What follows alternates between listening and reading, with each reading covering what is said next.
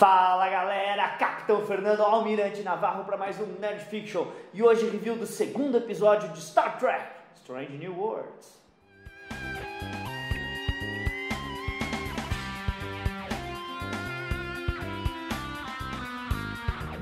Muito bem, pessoal, sejam bem-vindos a mais um Nerd Fiction e hoje, quarta-feira, 18 de maio, nós vamos falar do episódio Children of the Comet, tá? Crianças do Cometa, tá? Em bom português, que é o episódio 2 de Jornada nas Estrelas, Strange New Worlds. E eu acho que é o 845 ou 46 eu tenho que de pegar produção. minhas contas, eu tenho lá feito. É tipo isso. Só por curiosidade, ele foi ao ar na sexta-feira passada, aqui no Brasil, dia 13 de maio. Sexta-feira 13? Sexta-feira 13, tá? Então, 13, hoje é 18... Não me responsabilizo nem o Fernando por spoiler. Tá aqui, é sua conta e risco, vai tomar spoiler desse episódio que vale muito a pena. Se você ainda não assistiu, desliga um pouquinho, vai assistir, depois volta e vem fazer companhia pra gente, porque nós iremos discutir bastante o que rolou nesse episódio. Muito bem, começando.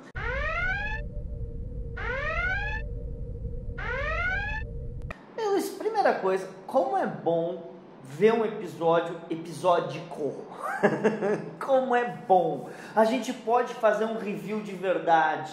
Não tem que ficar aquele negócio, mas o que será que vai acontecer no próximo? A gente pode dar opinião, a gente pode falar. E outra coisa, bem estruturado. Eu gostei mais desse. Gente, eu também, eu estava falando com o Fernando aqui fora do ar, porque eu adorei muito mais o episódio 2 do que o episódio 1. O episódio 1 foi ótimo, não tenho o que falar. Mas esse episódio 2 é bem fechadinho, bem redondão. Mais redondo. É mais redondo ainda. É mais redondo. Tem o espírito de Star Trek lá dentro, sabe? Assim, quando você fala, puta, eu assisti um episódio de Jornada nas Estrelas. Eu fiquei feliz com aquilo. Eu tenho uma explicação que os amantes do Kurtzman vão odiar.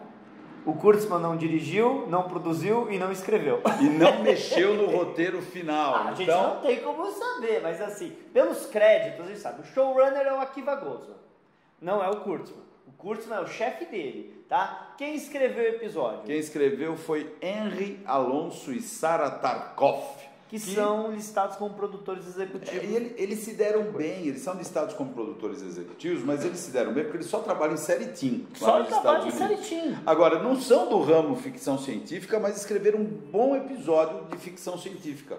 Bacana isso. A Sarah, se não me engano, trabalhou muito em Arrowverse, que também não é, né, nada fantástico. O Arrow não é. E quem dirigiu? Quem dirigiu foi Marja, aí é um nome meio difícil, eu vou arredondar, Vilo. É que tem muita consoante e pouca vogal, mas aí claro, arredondando... É nome quase russo, né? É nome russo. Tá, mas essa Marja, diretora, ela dirigiu 2 episódios de Picard, 2 episódios de Discovery, um short tracks. Ela trabalhou em Titãs com a Akiva Goldsman e trabalhou com o Kurtzman em Clarice. Então a gente já sabe porque ganhou o emprego, né? Amiga do povo lá, amiga do povo. Mas vamos lá. Então você pode ver, nenhum lugar está listado o Kurtzman. Amém. Mas ele é o chefe, ele sempre tem, gente. Não dá pra falar que não tem sempre a mãozinha dele. Tudo tem a mãozinha dele. Agora, a nota do IMDb, pelo menos até a hora que a gente olhou, era 8.3. Bela nota, notaço, tá mantendo uma média 8, que isso é muito bom mesmo. Agora, só para falar, o primeiro episódio também está com uma nota 8.3, legal, manteve bem. E interessantemente, o primeiro episódio saiu no YouTube lá livre nos Estados Unidos para o pessoal ver, né? Então é interessante, não aqui no Brasil, tá? Não aqui no Brasil está privado. Aqui tá no Paramount Plus, se você ainda não conseguiu assinar, Paramount Plus tá valendo a pena. Mas aqui infelizmente então dá pra ver que o pessoal teve acesso no YouTube e a nota ainda tá alta. Não, tá alta pra caramba. Então, e outra coisa, aqui no Brasil tá sendo lançado dublado. E você viu a voz do dublador, meu? Tá ótimo, a dublagem tá ótima. A gente vai ter que trazer o Gustavo pra falar sobre dublagem. Não, nós não somos aí o expert em dublagem, mas eu assisti o episódio 1 dublado, o meu ficou muito bom, a voz combinou com Anson Mount, com o Capitão Pike, Chris Pike. E aliás, não é um episódio dele, mas ele tem participações extremamente brilhantes e importantes. Primeiro o topete. Que topete, hein? Pai que tem um topete invejável. né? Ele tá com um topete, você fala, meu, isso que é topete de respeito. E outra, cada vez que ele tá numa situação de perigo, eu gosto da forma que ele atua, né? Ele mostra que não tá desesperado, mas está preocupado, isso faz a diferença. Ele vira pra tripulação e fala, aceito sugestões, entendeu? E é de uma maneira brilhante. Mas olha que interessante, né? A gente vamos estruturar o episódio. Vamos começar. Né? É o episódio da Uhura, né? Você tem a introdução do episódio, que é basicamente eles no jantar, né? Numa recepção lá na casa do lá pai. eu tenho um senão, tá? Eles vão lá na cabine do pai, ou seja, lá salão de festas da nave, que aquilo é gigantesco. E tem algo pegando fogo. Eu espero que seja do holodeck aquilo, né? Sabe aquela fogueira lá? Não se pode pôr fogo em nave. Ah, mas tá no século 23. Você tá louco o consumo de oxigênio? Mas já resolveram esses problemas. Eu até entendo, mas me deu um arrepio. Tuvó que tinha vela no quarto dele na voz. Uma vela, pô. O cara botou uma fogueira lá que é absurdo. Mas tudo bem, suponho que seja holográfico. Ele é montanhês, né? Lá. Ele gosta, né? Fazendo churrascão. Mas você sabe que eu escutei mais gente falando disso, de que fogo numa nave estelar é um absurdo. Pelo amor de Deus, né, meu? Nunca se põe fogo. Mas tudo bem. Nós estamos bem resolvidos com isso. É legal, tem a interação entre os personagens ali e o Hurafa dá uma cantadinha ali, né, pra trazer uma ligação futura. Isso é legal, porque sim. É interessante. Você normalmente quando faz essa exposição de informações dos personagens, tem que ser porque tem uma ligação com a história. Porque hoje em dia os escritores eles fazem essa exposição absurda de informação e fica jogado lá. Não, teve um motivo. Agora, a gente nunca... eu não vou ficar discutindo canon aqui. A gente nunca soube nada disso da história da Uhura, nada dela ter tido uma infância sem... Mas como é que fala? Você vai reescrever algo e acrescentar? Como é que é o nome disso? Tudo bem, ok, você está acrescentando. A gente nunca soube disso. Agora, ela falar 37 línguas é outro problema canônico. Tudo bem, mas ela fala 22 línguas africanas, veio do Quênia, né? Fala Swahili e fala agora 37 línguas. É língua pra caramba. É que assim, né? Quando a gente tá no Star Trek 6, a gente vê ela precisando de dicionário para falar Klingon. Então, que deveria ser uma coisa basicíssima, né? Super básica. Porque ela falou andoriano e vulcano. Então, vamos falar assim, olha... Não é a mesma Uhura, não é o mesmo universo. Essa Uhura pode falar mais 100 línguas, não tem o mínimo problema. Não tem problema nenhum. É o que a gente já falou. E como é que é o nome da atriz? A atriz é Celia Rose Goodwin. Assim, eu já falei que eu acho que fisicamente ela está muito distante do físico da Nichelle. Mas, em termos de interpretação, te convenceu? Me convenceu, eu acho que todos eles me convencem. Até a piloto, né, que eu esqueci o nome dela, ainda não tenho uma intimidade. Tá, tudo bem. A piloto tem o cabelo cortadinho. A Ortega. Meu, ela manda muito bem aquela menina. Ela manda muito bem. Né? Tanto é que no final do episódio, Ortega, o que você pode fazer pra gente fugir? Aí ela faz aquela... Ortega. Ela faz a manobra Ortega, né? Foi divertido. Eu não gosto de ver a Enterprise naqueles tipos de manobra, fugindo, porque eu não enxergo a Enterprise dessa maneira. Olha, entendeu? Mas isso sou eu. Eu entendo o que você está falando e eu concordo que aquilo ali é um navio, não um caça. Exato. Mas ela também não foi de me dar cavalo de pau no espaço. Poderia ter sido uma coisa muito mais absurda. Exato. Agora, a ideia do Pike de colocar de um jeito que se eles atirarem na Enterprise acertava o cometa é boa. Não, a ideia é boa, a manobra foi boa. Mas né? A gente já está indo pro final, mas vamos lá. Voltando pro almoço. Então, essa é a introdução. Aí, temos, né, o primeiro ato. E eu gostei muito, só para fechar essa introdução, o Spock tentando aprender como dar uma lição de moral no sentido melhorar o moral da tripulação. E ele vai testando isso até o final, até o discurso final do episódio é dele. Sim, né? sim. Que ele coloca para ela que ela realmente está no lugar certo, deveria realmente pensar sobre isso, que ela merece o lugar que ela está. Cara, ele mandou muito. Eu achei que o Spock mandou muito.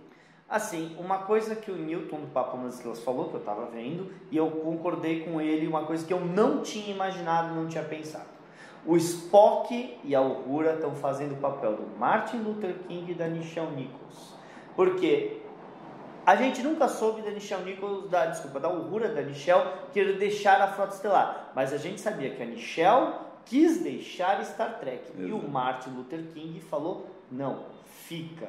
teu trabalho aqui é importante. E é o que o Spock fez para essa Uhura. Então, às vezes foi uma homenagem, a gente não sabe. Não, eu achei ótimo. E essa ligação do Newton foi brilhante, né? Mesmo que não tenha passado pela cabeça do roteirista, ficou uma... Ficou inteligente. Ficou inteligente. Ficou inteligente mesmo. Mas aí vamos, ok? Ah, tá aqui o cometa, ele vai acertar aquele planeta, que podemos fazer? A gente pode ir lá, né, e fazer uma... Desvia o curso dele, né? Vamos e lá, aí ele desviar. coloca, puxa, adoro ser capitão. Isso é legal, porque ele tá começando a você tá vendo que ele se diverte como capitão. Óbvio que tem baita responsabilidade nas costas dele, um monte de vidas dependem dele, mas ele curte o papel, como um bom capitão deve fazer. Eu curto, apesar das dificuldades. Agora, aí eles fizeram uma coisa que jamais ia acontecer em nenhum episódio de Star Trek Discovery, que é o capitão e o primeiro oficial ficarem na nave porque eles confiam nos oficiais deles. Isso nunca ia acontecer. Você já pensou uma situação que a Michael não ia lá? Nossa, os caras para fazer aquela Michael lá se autoafirmar na série, puseram ela em tudo que é buraco, né? E ela que ia cantar. Olha, tem um buraco de rato lá, você vai? Não, deixa que eu vou, sabe? Umas coisas absurdas, Mas ok. Tudo bem. Mas eu também posso falar que o Kirk também iria ele, tá? Mas tudo bem. Ok, beleza, tá? Então, eles vão. Quem vai? Vai a chefe de segurança, a Lanan. Vai o Spock, o Tenente Kirk, que não comentamos no nosso último vídeo. Exatamente. O pessoal falou, cadê o Tenente Kirk? Olha, vou ser honesto, hein? Ele fez um papel de idiota nesse segundo episódio, né? O cara é um tenente, o cara tem noção de missão extraveicular, vai lá e mete a mão no negócio. Nem eu colocaria a mão num treco que você não conhece, meu. Que coisa absurda. Fizeram ele de palhaço lá, né? Gente, pra quem não sabe, tá? Que ele é o Samuel Kirk. Samuel. Tá? É o irmão mais velho, George Samuel Kirk, irmão mais velho do James Kirk, tá? Que a gente conheceu o personagem no episódio Operação Annihilate, da série clássica final, né? Um dos últimos episódios da primeira temporada, onde o personagem na série clássica morreu. Interpretado pelo William Shatner de bigode. Exatamente. Por isso que apareceu o bigode lá. Então esse personagem morreu, agora está explicado, né? Porque a competência dele é discutível. O que o irmão Kirk é competente, ele tá... Vamos ver se ele ganha melhor espaço lá na série, né? Então, mas assim, nunca teve nenhuma informação na série original do irmão dele ter sido oficial da frota. Mas também a gente sabe quase nada do irmão dele. Não, mas se tá não me ótimo, engano, tem alguma menção que eles estavam na colônia para alguma coisa sobre botânica, né? Então tem a ver com ciência. Os uniformes extraveiculares estavam bonitos, hein? Tava bonito, hein? Eu falei, caramba, que uniforme. Luiz, e a segurança... Eu já joguei o Canon pela janela. Não, e a segurança no Sing estava ótima também. Essa moça atua pra caramba. Então, algumas pessoas chegaram e falaram, essa aí vai ser a Michael Burnham da série. Já falaram. Se essa fosse a Michael Burnham da série, ela ia ter resolvido, ela saberia não. Ela já chegou e falou, olha, esse negócio que vocês estão fazendo, música, tem nada a ver com isso. Exatamente. E, assim, eu não escutei ninguém reclamando. Mas você colocar tanto a Uhura quanto o Spock cantando naquela situação, para mim faz sentido, porque são personagens mostrados na série clássica como musicais. Sim. Tá? E música não é nada mais do que matemática. Não, ficou legal. A ideia do episódio ficou legal, ficou redondo. Eu gostei da forma como se resolveu, apesar de ter parecido assim meio sem querer, entre aspas, mas eu acho que deu muito jogo. A única coisa que eu achei estranha é que a gente acaba não vendo o personagem do ovo, não sabe quem estava no ovo, né? Mas eu acho que tudo bem. Não. Algumas coisas, às vezes era senciente, a gente não sabe. Às vezes existem coisas que não precisam de explicação. Fica melhor para nossa imaginação, né? A gente cria coisas e não precisa ver tudo. Eu acho ótimo isso também. Amplia o universo, fala, quem criou? Não sei. Mas só sei que precisa de oxigênio e nitrogênio lá, porque a atmosfera era respirável, né? Alguma coisa criou para eles. Mas tinha gelo, né? Que a gente viu, não sei. Mas foi legal, hein? Foi legal que a gente está especulando quem era, o que não era.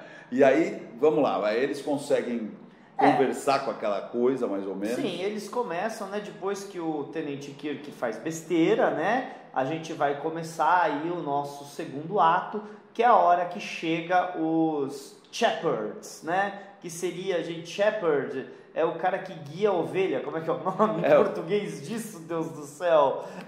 Peraí, o nome disso em português ele é o pastor. Pastor, os pastores. Chegaram os pastores. É que a gente assistiu em inglês, eles devem ter traduzido, né? Aí você vai chegar e aí você vai dar o problema para a tripulação. Porque enquanto o Spock, a Uhura e a Lanã estão lá, você tem o Pike, a Ortega trabalhando aqui, Sim. a número 1 trabalhando aqui, dando que todos os personagens algo para fazer. É fantástico isso, né? Muito bom. Fantástico. E foi legal ver o Pike tentando negociar. Não, foi legal. Foi ótimo o bate-papo com ele, não foi ótimo? Foi ótimo. Ele tem bom humor, isso que também é legal. Aí ele fala assim, ele vira para falar, pastores, que estranho isso. Então, bem legal, bem estruturado. Então, o segundo ato é o Pike negociando, enquanto a Uhura e o Spock tem que achar um jeito. E aí que vem aquele negócio, porque quando ela canta, sai o sinal que ela fala, computador, que é isso? É uma música do Quênia. A ligação com a introdução. Para entender, eles estão lá vivos, eles estão tentando. Eu preciso ganhar tempo para eles. Viu? Muito bom.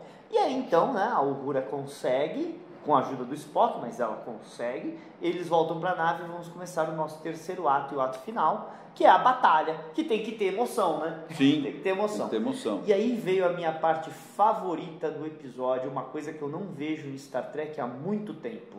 Um tiro phaser de verdade. Um tiro com... Eu queria que tivesse sido azul, porque da série clássica era azul, mas foi lindo. Não foi? Foi lindo. Um tiro. Eu senti essa sensação, tiro. Né?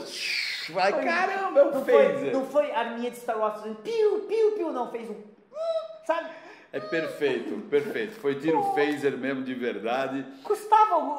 Porque você sabe que quem inventou essa porcaria que phaser faz piu-piu foi o J.J. Abrams, no filme escrito pelo Alex Kurtzman. Foi o J.J. Abrams em 2009 e eles nunca voltaram. Só teve um episódio que foi, diga-se passagem, dirigido pela mesma diretora desse episódio. Só teve um episódio que o tiro phaser foi contido lá em Discovery. Foi de contínuo.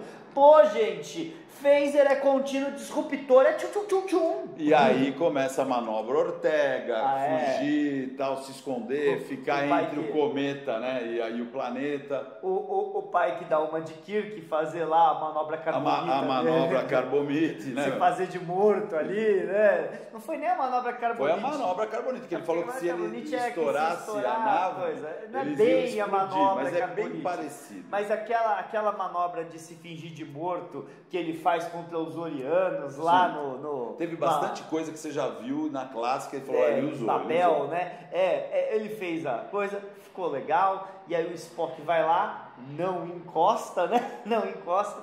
E como é que eles fazem? Simples. Se eu derreter o gelo, vai ter uma reação química, uma propulsão, que vai usar o campo gravitacional e vai empurrar para fora. E o legal é que, a princípio, eu não sei, eu falei, o que ele está fazendo? Ele está realmente a essa temperatura, ele está fazendo o quê? Depois que você percebe que ele está derretendo o gelo, não é imediato, eles não te explicam a cena. Você vai entendendo a cena, que é muito bom também. Ele não telegrafou para você, olha, eu estou fazendo isso. Você vai entendendo o que ele está fazendo, que é uma espécie de recorte da estrutura para fazer o desvio. Genial, cara. Sem falar que nós estamos olhando para a ciência de verdade. Primeiro, cometas tem muito gelo. Tem muita água, muito gelo. É real. 2, se você tem um corpo com gravidade e você solta alguma coisa que vai fazer, ação e você reação. vai ter. Então, quer dizer, eu não vejo isso em Star Trek há anos. Ciência real, física, e não, tem ciência porque eu inverti a polaridade dos neutrinos. Não, isso é ciência. Isso é tecnobabble. Isso é ciência de verdade. Foi muito legal.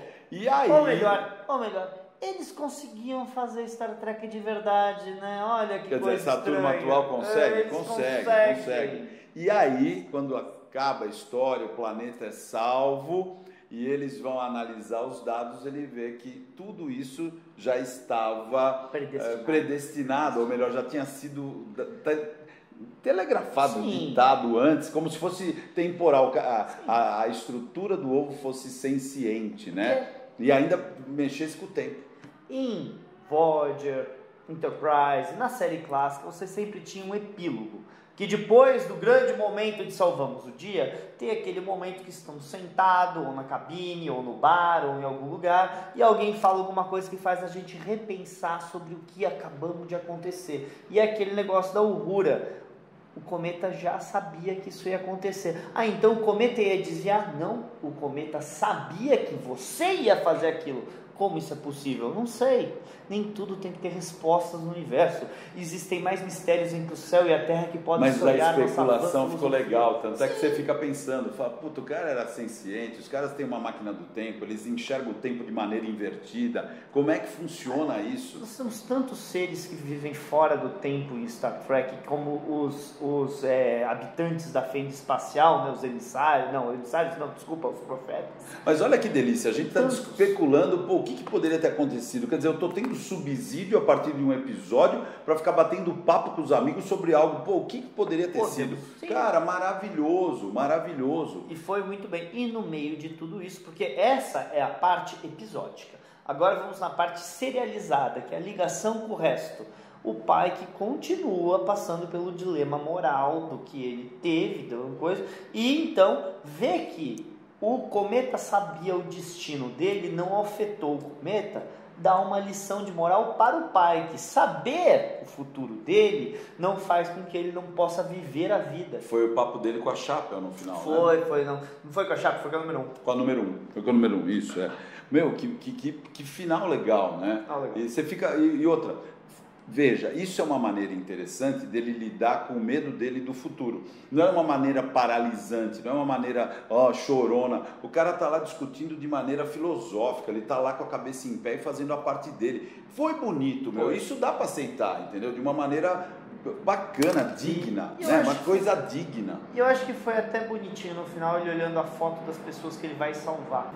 É uma coisa que tem sido discutido muito por aí, que se ele sabe o futuro dele, ele pode alterar. O problema é que ele deixou muito claro.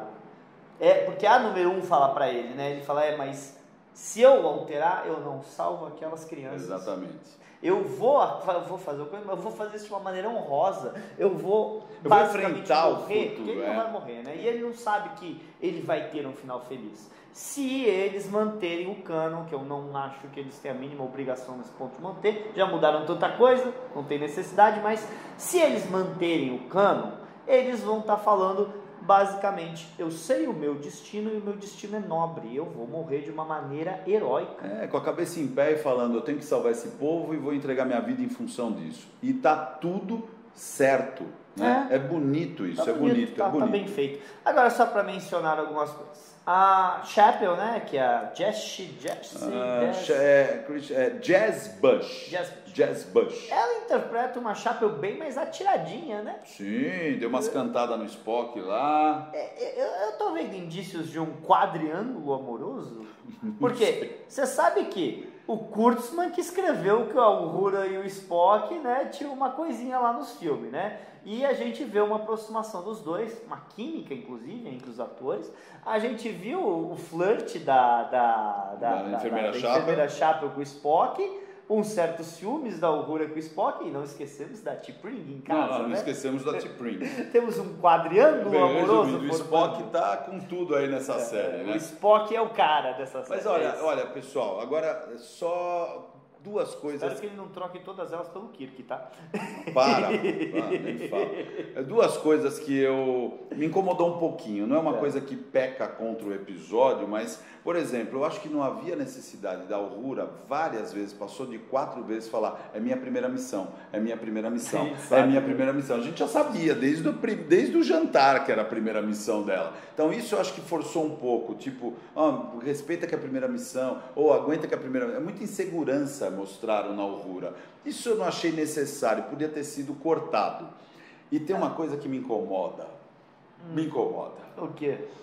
Por que na abertura não toca a música da série clássica toda, meu Deus do céu? Por que não põe aquela música? Eu sei que cada série tem sua abertura, eu sei, mas ficaria tão mais gostoso. Mas aí não seria escrachado que é reboot? Que é? Claramente mas e daí, pô? A música merece, eu queria ver. Mas não, eu acho que fica bom, eu acho que a entrada tá bonita, eu acho que a série em geral tá bonita, tá redonda, tá bem atuada, bem dirigida, bem escrita. Olha que coisa difícil de fazer, dublada, né? Tá tudo perfeito, né, meu? Tá tudo perfeito. Bom. Sentiu falta de uma benga que não tava nesse episódio? Eu percebi que não tava, mas não dá pra sentir falta, tinha tanta gente, tanta ação, e uma ação que trabalhou com o cerebral, né? Não foi aquela pancadaria idiota sem sentido. Foi muito legal. E conhecemos o engenheiro-chefe, né? Não é um andoriano de verdade, é um é difícil falar isso em português, é um Aenar, tá? Aenar. Que é aquela raça que a gente conheceu na 4ª temporada de Enterprise, que eles são andorianos cegos, porque eles viviam num lugar sem luz. E aí eu falo, perfeito, os poderes telepáticos dele conseguem, sem dúvida nenhuma, fazer com que ele saiba tudo que está acontecendo em volta dele. Mas e as coisas que não são telepáticas, por exemplo, a chave de fenda? Como é que ele sabe? Ou até cortar cenoura. Mas a gente pode sempre falar que são as antenas. Também. As antenas. Vamos ser honestos. Eu fiz reclamação de barriga cheia, né? Tipo, reclamar que eu queria um pouco mais da música da série clássica, reclamar que falou demais que eu sou insegura para Uhura, você tá reclamando que o andoriano tem muita sensibilidade. Pô, olha o nível que a gente tá discutindo. Tá bom demais, quer dizer, você tá reclamando de um detalhe que não muda nada na história, né? Não, eu acho legal, acho que a série tá indo para frente. Assim, algumas críticas sobre a série em si. Star Trek não está indo para frente, Star Trek está voltando para trás. Star Trek está voltando para trás já há 10 anos, Exato. Desde que o J.J. Abrams assumiu. É a primeira vez que eles voltaram para trás direito mesmo, direito de verdade. Então, se a ideia é dar um passo para trás para a gente poder ir para frente, concordo com essa ideia. Eu também concordo. Dar um passo para trás para ir para frente direito, vale a pena. Já que é Star Trek, faça Star Trek, né? Não precisa mudar o molho, mudar a estrutura. É igual o Paul McCartney. Ele toca Beatles igual Beatles porque ele é Beatles. Ele não modifica a música. Ele faz o arroz feijão de maneira correta. É o que a gente quer de Star Trek. É o que a gente quer. E já estamos para Strange New Worlds até perdoando o Canon. É aquilo que o Chris Pine falou quando perguntaram para ele sobre o filme 4. Ele falou, eu quero que esse filme seja, que os produtores entendam que nós não temos que fazer um filme para Marvel, para um público tal. Temos que fazer um filme para um público Star Trek. Ele entendeu, e é isso que eu acho. E aí se você faz o filme para o seu público atual, é possível que você comece a agregar gente nova e crescer do mesmo jeito que Star Trek sempre cresceu por 50 anos. Crescer naturalmente. Bem, vamos torcer aqui, cruzar os dedos para que os próximos 8 episódios sejam nesse nível para cima que, olha, tá de bom tamanho, nós vamos ficar extremamente felizes. Eu vou ficar muito feliz com isso. Sem dúvida. E é isso aí, né? E é isso aí. Se você ainda não assistiu, assista. E se você assistiu, continue assistindo. Gente, se você é fã de Star Trek, considere ser sócio da Nova Frota. A gente não é um fã-clube só de Star Trek, mas Star Trek é o nosso carro-chefe, é o que a gente mais trabalha e a gente está tentando preparar surpresas, talvez surpresas mais próximas do que vocês esperem para o público de Star Trek. Então vai ser importante ser sócio da Nova Frota agora, confia em mim. Fica ligado aí que novidades estão surgindo, se Deus quiser. É isso aí, falou galera. Até a próxima.